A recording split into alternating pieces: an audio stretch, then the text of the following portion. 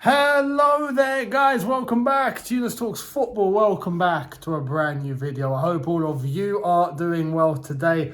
I have to say, as a neutral, what a beautiful semi-final first leg that was. Yeah, we're obviously going to be talking about Manchester City versus Real Madrid as the big game of the semi-finals. But I had a feeling that you put these two Milan teams together in a semi-final at the San Siro and you're going to get a gem. And that is exactly what was delivered tonight. Fair play to the both of them for displaying what was a very entertaining semi-final, albeit the surprising result. No one expected Inter to do that, let's be honest now. Now, AC Milan coming into this had some disadvantages, right? They had doubts about Rafael Leao, and then it came out that he was out. We all know that Zlatan's been out for a while. So there's obviously players that they're missing that they would love to have. On top of that, even once the game started and Inter Milan came at them like a greyhound on steroids, right?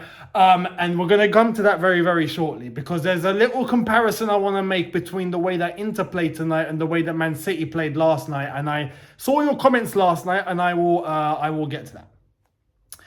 But Benassa getting injured very, very early on as a key midfielder for AC Milan. He came off and it just went from bad to worse for AC Milan. Now, the disadvantage that AC Milan have on top of that is that tonight they were meant to be the home team. So they had home advantage in terms of the fans. Next week, it's going to be Inter. It's going to be blue and black. And they've got a 2-0 lead going into that. So quite unbelievable. Now, we know the away goal rule doesn't exist anymore in UEFA competition, which means that those 2 goals won't count as 2 away goals. They're just 2 goals. So AC are still in the tie, but boy, do they have a task. Boy, do they have a task to try and come back from this. They got killed. Killed early on. Game was done. Game, set and match early on. Inter came and put the sword straight to their throats and put it through immediately. And when you look at the way that Inter were set up tonight, the way that they managed to get the job done, all credit to Inzaghi. All credit to Inzaghi. I'm confused as to how Inter Milan can play this well in a semi-final like this and so strategically placed and executing it to a T. Yet in Serie A, they don't show it. You know, and albeit, yeah, they're third in Serie A, I think, but you'd expect a performance like tonight. It's from a team that should be up there fighting for the title, but they're not. So I'm caught by surprise as to how Inter actually managed to take it on that early. In a derby, you can say anything can happen, but the way that they were set up is what I want to focus on tonight. Because AC were coming into this as favourites. And you could see AC were trying to take the initiative from the get-go. But Inter were beautifully placed in terms of their midfield. They had a midfield three. Where 2 were box-to-box. But that extra man, who normally in any other team, in any other given formation in the midfield 3 would be a lone 6, where they would just be sitting. That wasn't the case. When those 2 box-to-box midfielders bomb forward, that 6 sits. When those 2 box-to-box midfielders drop deep, that 6 goes forward. And it was executed beautifully. They were in harmony with each other to a T. Because what did that do? It enabled Inter Milan to press super effectively and win the ball in the middle of the park at nearly every single attempt. AC were not able to get the ball forward at all in that first half an hour of the game. Constantly dispossessed and boom, Inter attack launched. It's exactly what I would have expected from Man City last night. What do I mean? The press was so aggressive and it was executed by everybody. And when that happens, you're going to get chances. And that's where I felt like yesterday Man City were probably a little bit too reserved. Real Madrid let you have the ball. And this is the point that I made. They let you have the ball. But with those opportunities, I feel like if Man City had those midfielders to add to the attack, add them to the attack, put more bodies forward, I honestly believe Man City could have won last night. And that's where I do believe that Man City, yes, they have a good result, but they could have had better. And that's where I want to, apply it to all of your comments last night, because you're like, hang on, you're making it look like Man City got a bad result. No, I'm not saying that. I'm saying they could have got a better result, and it was there on a plate for them, and they didn't take it. Inter Milan today were the example. That was the example. Kill the tie. Kill the tie. 2-0 after what? 10 minutes. Tie's dead. Now, Inter have made it super easy for themselves. What have Inter Milan got to do in the second leg? Park the bus. Get the bus out. Get the bus out. Get the bus out. Get the double-decker. Hang on. Have we got a triple-decker? Have we got a bendy bus? Have we got a triple-decker bendy bus? Yeah? Get it out. Get it out. All you got to do is defend now. Defend. Second leg, 2 goals ahead. Don't concede. The goal is to not concede. That's the goal. You make life easier for yourself. And that's applied to Man City. Now, Man City are different gravy. Man City are different breed. I do believe with home advantage, I think there's going to be a motivation, and they have the talent to be able to get the job done in the second leg. They do. But why put yourself in that situation when you can kill it early? Inter Milan tonight, absolutely phenomenal. Can I just mention Dzeko, 37-year-old Edin Dzeko. This guy should be in a retirement home by now. With what he was doing at Man City at a time when Man City were just beginning to launch themselves, and Mancini was on the block, you guys remember, and they were chasing their first league title, right? Well, in modern history, we're not going back to the 50s and the 40s and all them lot. Edin Dzeko was killing it back then. I thought he'd be in a retirement home by now, let's be honest. He's starting ahead of Lukaku and doing what he's doing. Incredible. Great ball into the box, and Dzeko, the way that Dzeko finished it tonight for that first goal, proper striker's finish, proper striker's instinct. I love those sort of goals where a striker takes his own initiative and creates the goal for himself. Who would have thought he'd be able to get himself around the back of the defender, stick his leg out and stick it in the top corner? I mean, that's just phenomenal.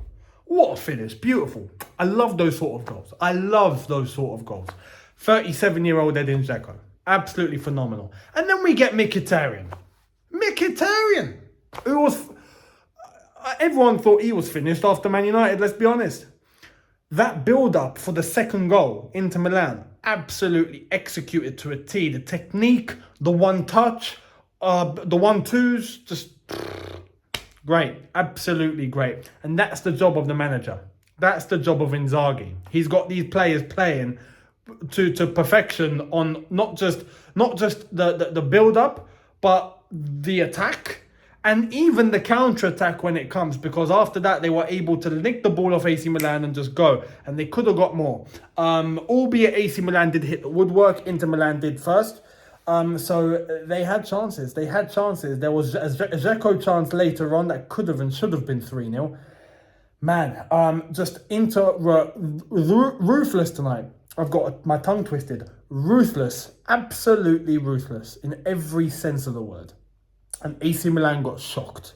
Completely shocked. But credit to Inter Milan. I can't even take much away from AC. Look, AC, I feel like were caught napping very early in terms of their attack. Defense, a little bit exposed, let's be honest. Tomori, I don't like to see Tomori get done like that. Tomori's been doing fantastic at AC Milan. I'm still shocked as to how Southgate's not called him up, as much as he should have. You look at the performances and you think, yeah, man, decent. Overall, AC Milan are set up very nicely, but tonight, Inter Milan were just on another level. And it puts them in a great position for the second leg now. For me, I don't see AC making it back. I don't. And I didn't think I'd say that because I expected AC Milan to be in the final. As I said, it's not job done yet. The beautiful thing about Italian football is that it can switch very easy between two legs. Very easy. It can switch. And an Italian team are very known to be on it and then they switch off. Or they're completely switched off and then they just switch on. So it's not done.